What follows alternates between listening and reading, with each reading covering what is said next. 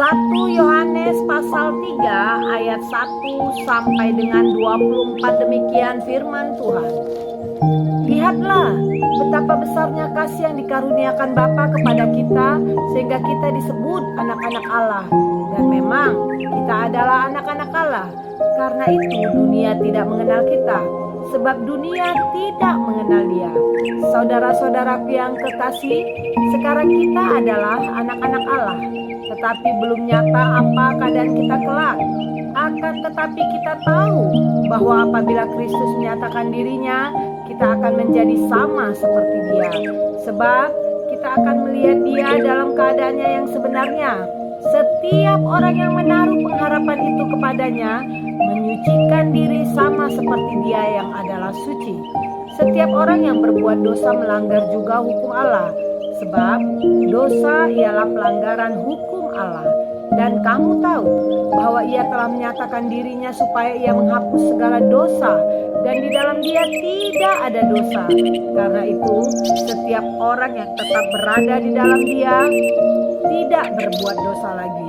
Setiap orang yang tetap berbuat dosa tidak melihat dan tidak mengenal Dia. Anak-anakku, janganlah membiarkan seorang pun menyesatkan kamu. Barang siapa yang berbuat kebenaran adalah benar, sama seperti Kristus adalah benar. Barang siapa yang tetap berbuat dosa berasal dari iblis, sebab iblis berbuat dosa dari mulanya. Untuk inilah anak Allah menyatakan dirinya, yaitu supaya Ia membinasakan perbuatan-perbuatan iblis itu.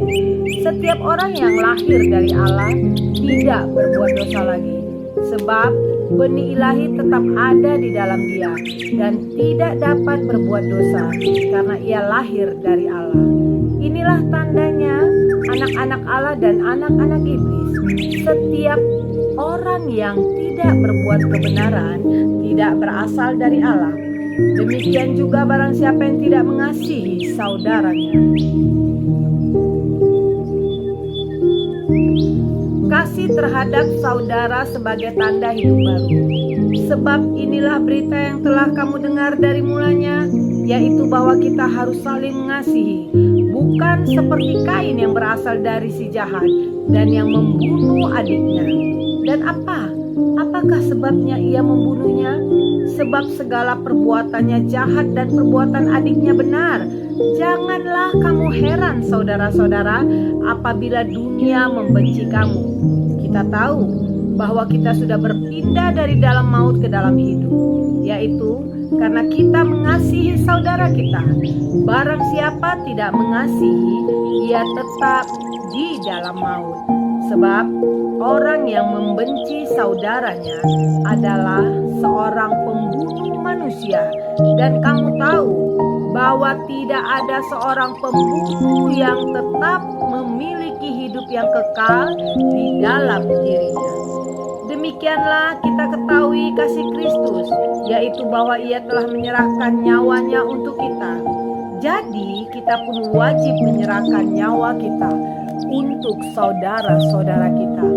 Barang siapa mempunyai harta duniawi dan melihat saudaranya menderita kekurangan tetapi menutup pintu hatinya terhadap saudaranya itu, bagaimanakah kasih Allah dapat tetap di dalam dirinya?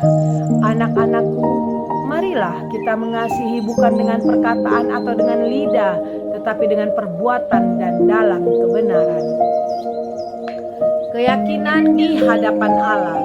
Demikianlah kita ketahui bahwa kita berasal dari kebenaran. Demikianlah pula kita boleh menenangkan hati kita di hadapan Allah. Sebab jika kita dituduh olehnya, Allah adalah lebih besar daripada hati kita serta mengetahui segala sesuatu. Saudara-saudaraku yang kekasih, jikalau hati kita tidak menuduh kita, maka kita mempunyai keberanian percaya untuk mendekati Allah. Dan apa saja yang kita minta, kita memperolehnya daripadanya, karena kita menuruti segala perintahnya dan berbuat apa yang berkenan kepadanya. Dan inilah perintahnya itu, supaya kita percaya akan nama Yesus Kristus anaknya, dan supaya kita saling mengasihi sesuai dengan perintah yang diberikan Kristus kepada kita.